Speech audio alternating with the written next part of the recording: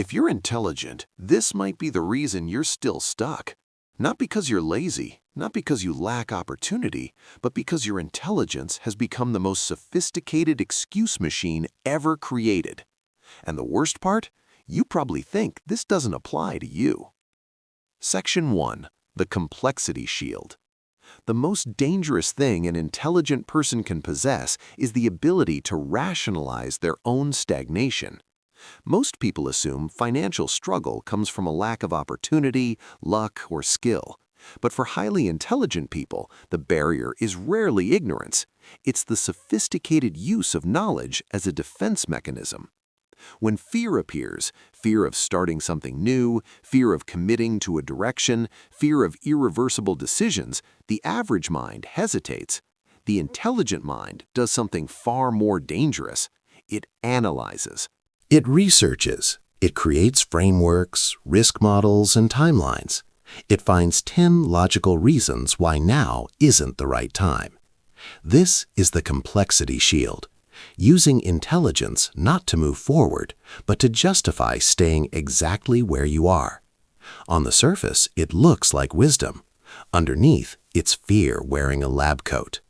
And the ego loves it, because doing nothing can still feel intelligent.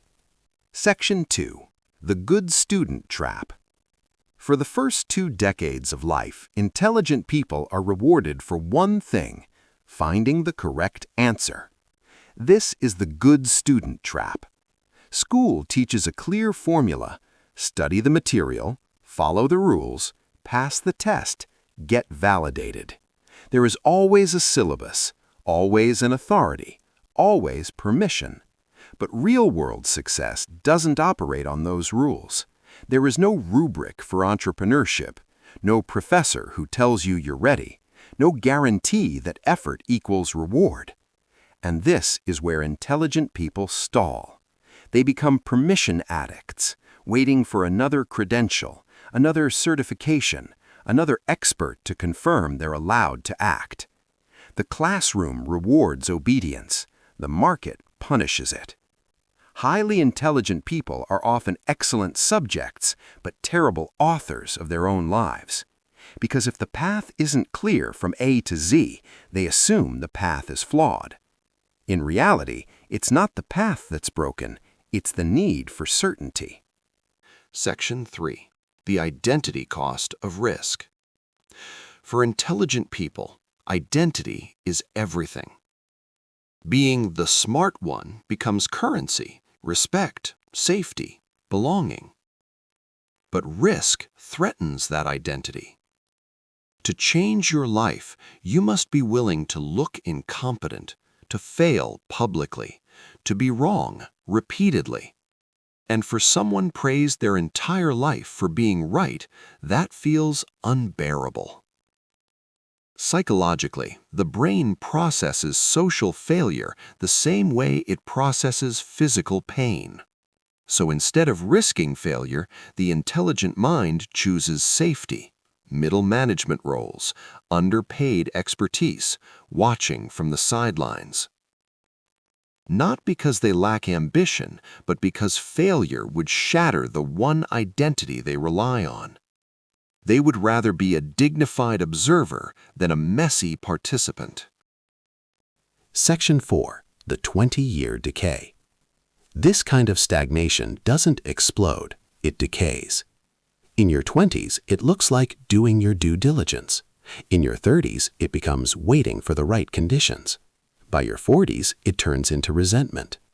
You start watching people you consider less intelligent succeed.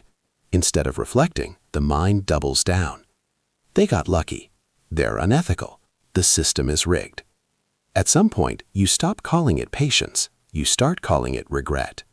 The tragedy isn't lack of intelligence. It's using intelligence to build a prison of explanations. Over time, justifying inaction takes more energy than action ever would have. Section 5. The Uncomfortable Truth. Here is the truth most intelligent people avoid. Intelligence is a tool, not a driver. It's the engine, not the steering wheel. Without emotional regulation, intelligence becomes useless power. The market doesn't care how many books you've read. It doesn't care about your GPA or your theories. It rewards two things: action without complete information and resilience in public failure. Calm people succeed not because they know more, but because they've mastered their nervous system. They accept uncertainty. They move before they feel ready. The weight of your potential will either become wind in your sails or the anchor that keeps you drowning. The choice isn't about becoming smarter. It's about being brave enough to be average long enough to become exceptional.